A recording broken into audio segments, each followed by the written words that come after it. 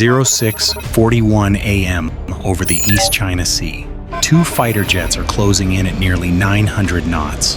One carries the Red Star of China, the other, the Rising Sun of Japan. The distance between them collapses to less than 40 meters closer than a tennis court at a speed where a single wingtip wobble would mean instant catastrophe. No missiles are armed. No radar lock is announced. And yet every pilot in the sky knows this is the most dangerous moment of all. If modern war is supposed to be calculated and controlled, why are fighter jets now pushing intercepts to the edge of collision? And what happens when one side decides that too close still isn't close enough? The airspace where this encounter unfolded is not a random stretch of sky. The East China Sea sits at the intersection of competing security interests, trade routes, and unresolved historical tensions. For Japan, this region represents the outer shield of its southwestern island chain, a defensive arc stretching from Kyushu down toward Okinawa. For China, it is a forward operating space where presence alone sends a strategic message. At the center of this contest is the concept of the Air Defense Identification Zone, or ADIZ. Unlike sovereign airspace, an ADIZ is a buffer, a space where aircraft are expected to identify themselves early, so defensive forces have time to react. Japan established its ADIZ decades ago. China declared its own in 2013, overlapping with Japan's, instantly turning routine flights into political statements. Every crossing since has carried strategic weight. Over the past 5 years, Chinese air activity near Japan has increased sharply. Fighters such as the J-16 and J-10C routinely approach Japanese-controlled airspace, often escorted by early warning aircraft or electronic intelligence platforms. Japan's response has been predictable but costly rapid scrambles by F-15J and increasingly F-35A fighters. In some years, Japanese pilots have launched hundreds of intercepts a tempo that strains airframes' budgets and human endurance. China's objective is not to start a shooting war. It is to normalize proximity. By flying closer, faster, and more assertively, Chinese pilots test how far Japanese interceptors are willing to go without escalating. Each close pass gathers data, reaction times, formation, discipline, radio procedures, even pilot behavior under pressure. This is pressure without gunfire, a classic gray zone tactic. Japan, however, faces a dilemma. Maintain distance, and it risks signaling hesitation.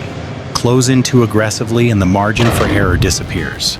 At jet speeds, air turbulence, wake vortices, or a split-second misjudgment can turn a warning maneuver into a fatal collision. This is why intercepts near Japan have become so dangerous. They are no longer just about air defense. They are about credibility resolve and who controls escalation in a battle space where a single mistake can rewrite regional security overnight. The encounter in the East China Sea did not begin with two fighters suddenly seeing each other through a canopy. It began hours earlier inside quiet operations rooms with glowing radar screens and routines refined by years of repetition. On the Japanese side, the first indication was not visual, it was a track. Ground-based surveillance radars along the Ryukyu Island chain picked up multiple contacts lifting off from the Chinese mainland and turning east. Within seconds, the data was fused with inputs from airborne early warning aircraft orbiting farther south. Speed, heading, altitude, the profile was unmistakable. Fighters, not transports, approaching the edge of Japan's eyes. In a hardened command center duty, officers weighed the options. Delay too long and the intercept would occur closer to Japanese airspace, compressing reaction time. Launch too early and the fighters would burn fuel, loitering, waiting for a contact that might turn away. The decision came quickly. Scramble. On the flight line, Japanese pilots were already moving. G-suits snapped tight. Oxygen hoses locked in place. Within minutes, engines spooled up and F-15Gs surged down the runway, lifting into a pale morning sky. For the pilots, there was no drama, only focus. They had done this dozens of times before, yet each scramble carried the same unspoken awareness. Today could be different. Across the sea, the Chinese formation was equally prepared. Their mission parameters were clear. Approach the intercept zone, maintain formation discipline, close distance deliberately, but avoid actions that could be construed as a direct attack. This was not a test of weapon systems, it was a test of nerve and precision. Inside the cockpit, Chinese pilots monitored their instruments carefully. Radar modes were kept restrained, no missile tones, no aggressive locks. The objective was proximity close enough to unsettle, not close enough to cross an unmistakable red line. Both sides were operating under tight rules of engagement, but those rules left little margin for human error. At hundreds of knots, a slight miscalculation in closure rate or altitude separation could collapse safe distance in seconds. By the time the pilots finally saw each other, two dark shapes growing rapidly against the horizon, every decision that mattered had already been made. The first visual contact came fast. At nearly 28,000 feet, the Japanese lead pilot caught a glint of metal against the haze, two shapes climbing slightly offset to the left. The closure rate was brutal. At combined speeds approaching 900 knots, distance vanished at more than 450 meters per second. What looked far one moment became dangerously close the next. The Japanese fighters slid into position matching altitude and speed. Standard intercept geometry, calm, predictable. The lead pilot kept his aircraft steady, resisting the instinct to maneuver too aggressively. Any sudden roll at this distance could amplify wake turbulence, invisible air currents strong enough to buffet a jet violently. Then the Chinese fighters adjusted. Instead of holding a parallel line, the nearest aircraft eased closer, drifting inward by tens of meters. 30, 20. The jet's nose edged forward, crossing the Japanese pilot's field of view. Inside the cockpit, the warning system stayed silent. No radar lock, no missile tones. Yet the danger was unmistakable. At this distance, the aircraft were flying inside each other's aerodynamic envelopes. The disturbed air rolling off a wingtip could suddenly push the trailing jet off balance. The Japanese pilot made a choice. He held course. Breaking away too early would signal discomfort. Closing further would be reckless. Instead, he adjusted throttle by a fraction, keeping formation while subtly increasing lateral separation. His wingman mirrored the move, maintaining discipline. The Chinese pilot responded almost immediately. He surged forward, then slid laterally, bringing his aircraft nearly abeam of the Japanese jet. For a brief moment, the two fighters flew side by side less than 40 meters apart, close enough to see helmet reflections through the canopy, close enough that a single control input made in panic could end both crews. This was the edge. Then came the moment that shifted everything. The Japanese aircraft's targeting pod had been recording the encounter in high resolution. As the Chinese jet edged forward again, closer than before, the Japanese pilot keyed his radio, not to warn, not to threaten, but to mark the event. Time, altitude, bearing, every parameter captured, every movement documented. At the same time, the Japanese formation executed a subtle but deliberate maneuver. Not an evasive break, not a chase. A controlled offset turn, creating a wider lateral gap while maintaining escort position. It was a signal, visible, restrained, unmistakable. The Chinese fighters hesitated. For several seconds, the formations held this tense geometry, neither side escalating, neither disengaging. Then, almost imperceptibly, the Chinese lead aircraft eased back, restoring a safer distance. The message had landed. Minutes later, the Chinese jets turned west, descending toward home. The Japanese fighters did not pursue. They shadowed until the tracks peeled away, then reversed course, fuel gauges low, adrenaline still high. The intercept ended without a collision, without a shot fired, without a word exchanged. But it was not a routine encounter, because this time something had changed. The incident was no longer just a pilot's report filed at the end of a long shift. It was evidence. Clear, measurable proof of how close the margin had become, and how quickly pressure in the sky could force a decision on the ground. The real consequences of the intercept began after the jets landed. Within hours, the recorded footage and flight data were reviewed by Japan's Air Self-Defense Force Command. Frame by frame, analysts measured separation distances, closure rates, and control inputs. The conclusion was unambiguous. The intercept had crossed established safety thresholds. What had been routine pressure now carried documented risk. Japan's response was calibrated, not explosive.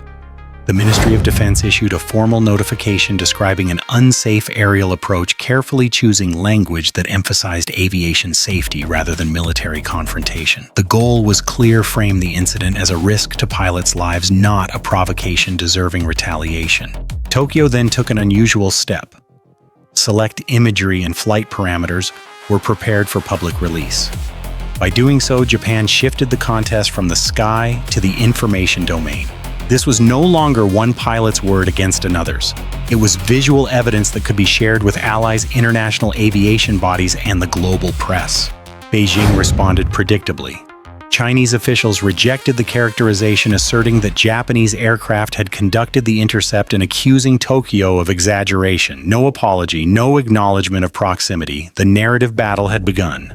Behind the scenes, however, both militaries adjusted. Japanese intercept procedures were quietly refined to prioritize lateral spacing and recording over aggressive shadowing. Pilots were briefed to avoid maneuvers that could be interpreted as escalation, while ensuring every encounter was documented in detail. The objective was deterrence without collision. What emerged was a new pattern: fewer dramatic maneuvers, more evidence gathering, and a growing paper trail of risk. In public, both sides insisted on calm. In practice, the rules of engagement in the air had shifted. To understand why this intercept was so dangerous, it helps to step away from politics and look at physics. At fighter speeds, distance collapses brutally fast. When two aircraft approach each other at a combined speed of 900 knots, they close nearly 460 meters every second. At that rate, a separation of 40 meters leaves less than a tenth of a second to react to an unexpected movement. Human reflexes simply cannot keep up. Even when jets fly parallel, the air between them is far from calm. Each aircraft generates wake turbulence, swirling vortices of disturbed air that trail off its wings. At close range, these invisible forces can suddenly roll or yaw a nearby jet, forcing a corrective input. At low speed, this might be manageable. At high altitude and high speed, it can become unrecoverable. This is why international aviation norms exist for intercepts. Safe procedures emphasize stable geometry, predictable maneuvers, and sufficient lateral spacing to account for turbulence and reaction time. There is also the issue of perception. In the cockpit, pilots do not see intent, they see motion. A slight drift forward can be interpreted as a positioning maneuver or the beginning of a cutoff. At high closure rates, the difference between those interpretations is measured in milliseconds. This uncertainty is what makes close intercepts uniquely hazardous, even when weapons remain cold. Technologically, modern fighters are extremely capable, but they are not immune to physics. Fly-by-wire systems can dampen instability, but they cannot override the fundamental limits of airflow and inertia. No sensor, no software, no helmet display can guarantee safety once aircraft enter each other's aerodynamic envelopes. This is the paradox of modern air power. The more precise and controllable aircraft become, the more tempting it is to push proximity as a signaling tool. But precision does not eliminate risk, it disguises it until something goes wrong. In the skies near Japan, this technical reality is now colliding with strategic ambition, and that collision is happening at speeds where mistakes are not corrected, they are fatal. What happened over the East China Sea did not end when the fighters turned away. Its impact rippled outward, reshaping how risk is calculated in one of the world's most sensitive airspaces.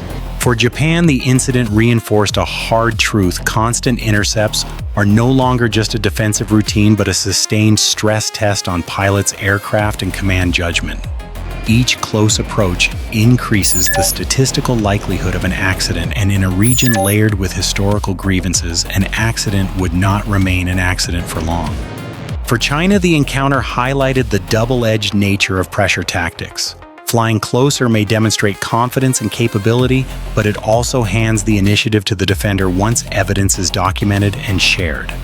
What was meant to signal resolve can instead strengthen alliances, justify expanded patrols, and accelerate coordination between Japan, the United States, and regional partners. The lesson is sobering. Modern military competition increasingly unfolds below the threshold of open warfare where pressure replaces firepower. Yet the tools of this competition, fast, jets-tight formations, aggressive maneuvers, carry consequences that cannot be calibrated once momentum builds. In the end, deterrence in the air depends not only on strength but on restraint. When restraint erodes stability, does not fail loudly. It fails silently at hundreds of knots with no time left to pull away. The intercept near Japan did not produce wreckage headlines of casualties or emergency summits, and that is precisely why it matters. Modern military crises rarely begin with explosions. They begin with pressure applied incrementally repeatedly until the line between routine and danger disappears. In this case, two fighter jets never fired a shot yet came closer to triggering a regional crisis than many live-fire exercises ever have. For Japan, the lesson is clear. Air defense is no longer just about protecting airspace. It is about managing risk in an environment where adversaries deliberately operate at the edge of acceptable behavior. Cameras, procedures, and disciplined restraint have become as important as speed and thrust. Winning the encounter now means returning safely with evidence. For China, the incident underscores the limits of proximity as a signaling tool. Pressure that relies on shrinking margins eventually transfers control to physics, not strategy. At jet speed, intent cannot be clarified fast enough to prevent disaster once something goes wrong. In the skies over the East China Sea, restraint has become the most valuable capability of all. The question is whether it can hold under sustained pressure or whether one day too close will finally mean too far. Bye for now.